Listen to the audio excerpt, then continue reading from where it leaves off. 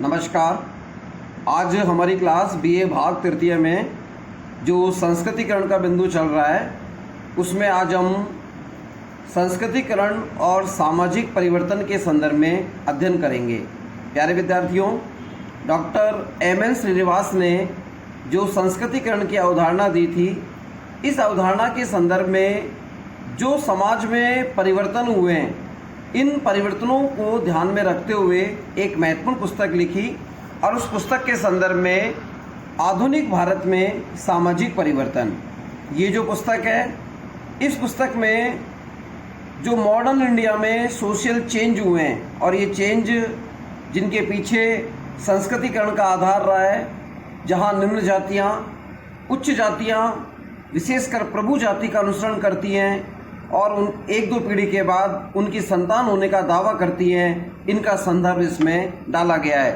प्यारे विद्यार्थियों, जब हम चेंज की बात करते हैं तो आधुनिक भारत में सामाजिक परिवर्तन का जो संदर्भ है, ये कृति विश्व कवि रविन्द्रनाथ ठाकुर स्मृति भाषणमाला के अंतर्गत इन्होंने जो भाषण दिया था, उस भाषण के संदर्भ में जो कुछ भी इनके मुखारबिंद से तार्किक विवेचना निकली, उसका एक संग्रह है।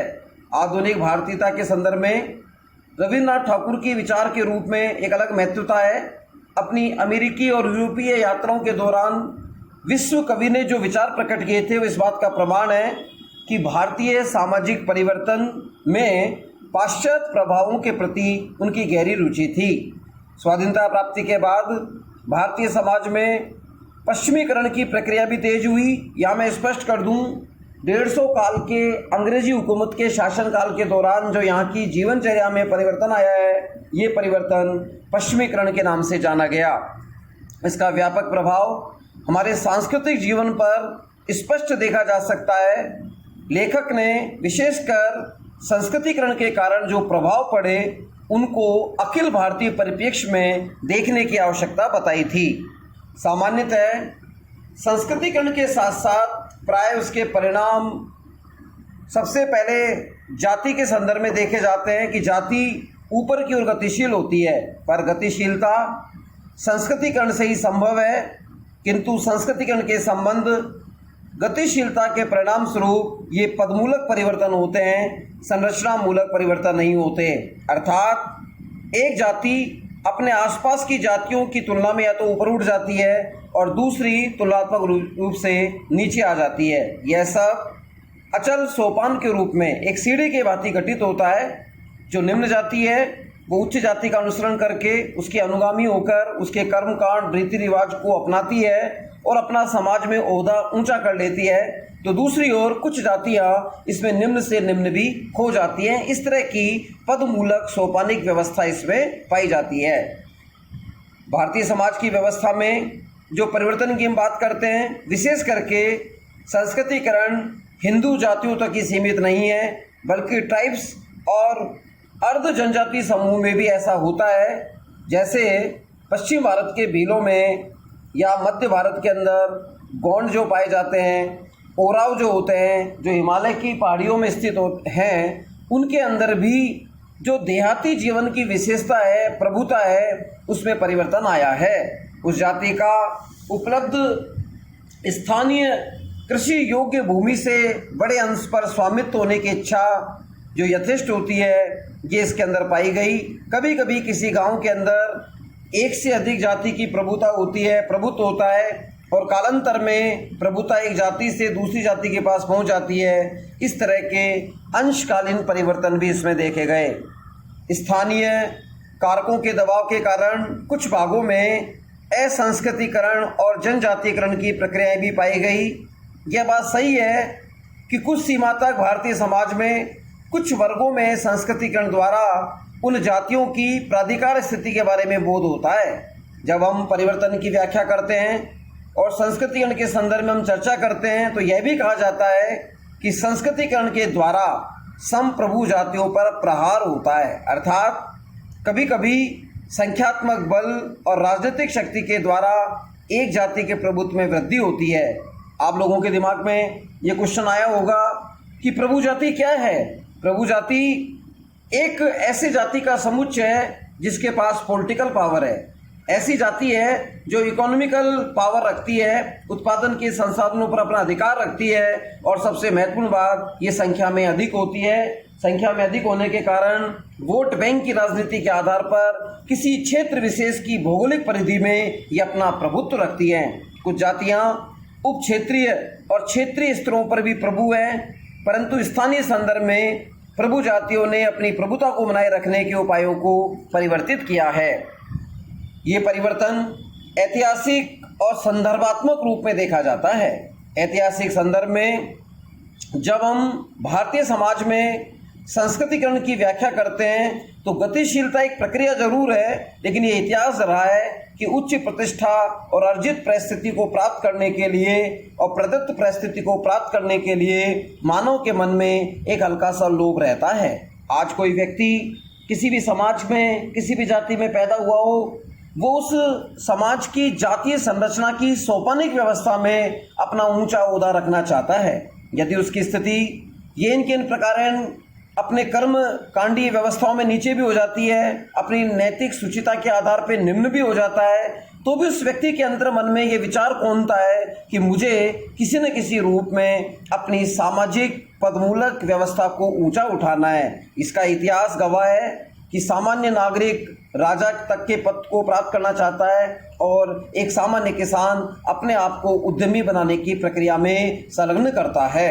संदर्भात्मक संदर्भ में सांस्कृतिक जो व्याख्याएं हैं वो सापेक्षिक भाव में परिवर्तन की प्रक्रिया है। प्रक्रिया का महत्व और बाहुल्य हर क्षेत्र यहाँ तक कि हर गाँव में भिन्न भिन्न पाया जाता है, क्योंकि संदर्भ से संबंधित आंतरिक कारक और उनसे जुड़े हुए बाह्य कारकों पर निर्भर करते हैं। प्यारे विद्यार्थियों, संस्कृतिकरण का जब भारत में सामाजिक परिवर्तन की दृष्टि से अध्ययन किया जाता है तो अक्सर हमने देखा है कि सर्वव्यापी होने के कारण संस्कृतिकरण की यह प्रक्रिया भारतीय समाज को प्रभावित करती है।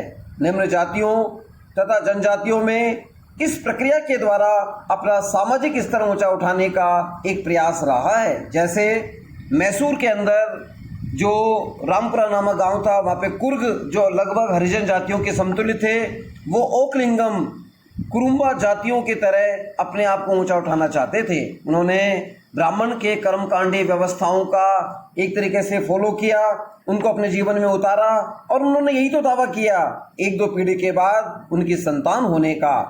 जनजातियों में भील, गोंड, उराव इस प्रक्रिया में सफल रही है। और इसका राजस्थान के परिप्रेक्ष्य में हम देखें तो राजस्थान की प्रमुख जनजाति मीणा, जो कि आंचलिक गांवों की या निम्न जंगल में रहने वाली जनजातियों के समतुल्य थी। आज आप देख सकते हैं मीणा लोग हाउसिंग बोर्ड की कॉलोनियों में सम्मानजनक संवैधानिक संरक्षण के परिधि में अपने ऊंचे ओहदों पर एक उच्च प्रतिष्ठा वाले सामाजिक संरचना का महत्वपूर्ण हिस्सा हैं। आज आप सरकारी सेवाओं के अंदर देखेंगे तो जनजातियों का उचित एक आरक्षण व्यवस्था होने के कारण, एक अपनी क्षमताओं में विकसित होने के कारण आज संस्कृतिकरण की प्रक्रिया में उच्च प्रतिष्ठा उन्हें मिली हुई है, जो कि डोमिनेंट कास्ट के रूप में आज उभर रही है। श्रीनिवास का कहना है कि सामान्यतः संस्कृतिकरण के साथ साथ जाति के अंदर जो गतिशीलता की स्थिति बनती है वो हमेशा नीचे से ऊपर की ओर होती है, और ये गतिशीलता इसका महत्वपूर्ण कारक है। गतिशीलता के बिना भी क्या संस्कृतिकरण संभव है?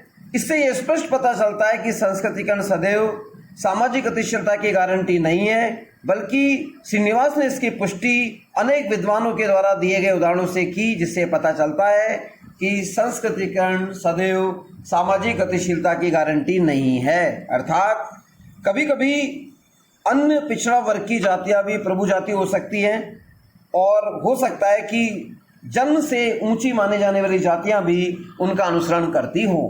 श्रीनिवास की इस मान्यता की पीछे जो तर्क दिए जाते हैं, जो इसमें परिवर्तन करने में कारक हैं, उसमें पश्चिमी शिक्षा, औद्योगिकरण संस्कृति को बढ़ावा देते हैं। इनका विरोध करते हुए विद्वानों ने कहा कि संस्कृतिकरण की अपेक्षा असंस्कृतिकरण को दृढ़ता मिलती है।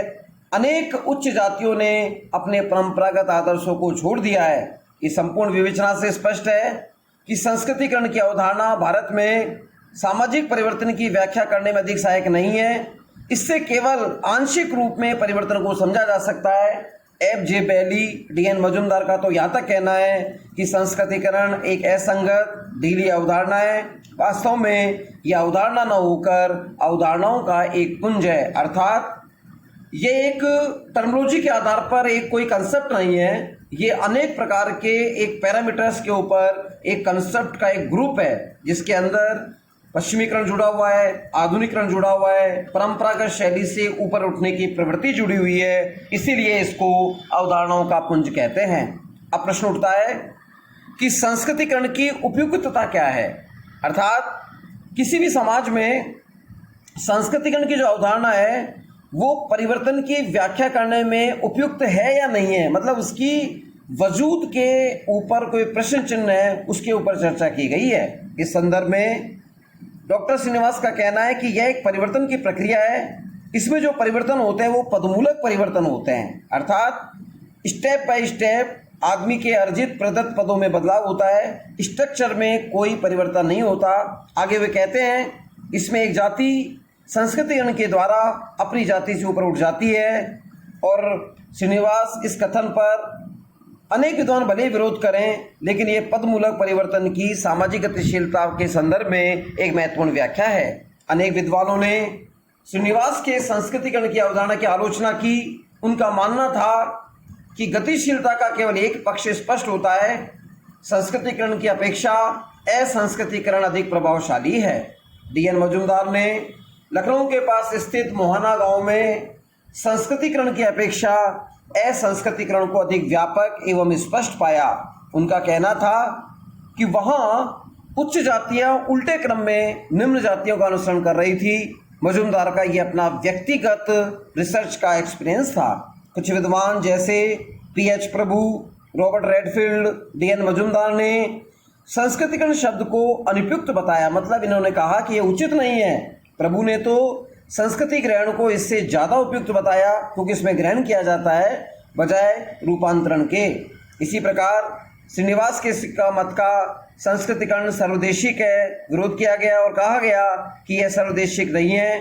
जाति जैसी बंद एवं कठोर व्यवस्था में इसमें परिवर्तन में कठिन लगता है, अर्थात ये सहज नहीं है। यद्यपि संस्कृतिकरण गतिशीलता को समझने में सहायक है। सामाजिक गतिशीलता व संस्कृतिकरण दोनों एक दूसरे के बिना हो सकते हैं, ऐसा सामाजिक, आर्थिक, राजनीतिक परिवर्तनों से संभव है। श्रीनिवास का कहना है कि संस्कृतिकरण की इस अवधारणा में आंशिक रूप से जातीय गतिशीलता को समझने में सहायक है। इसका अर्थ है आज हम देखते हैं कोई निम्न जाति में पैदा हुआ व्यक्ति चुनाव लड़कर MP MLA बन जाता है।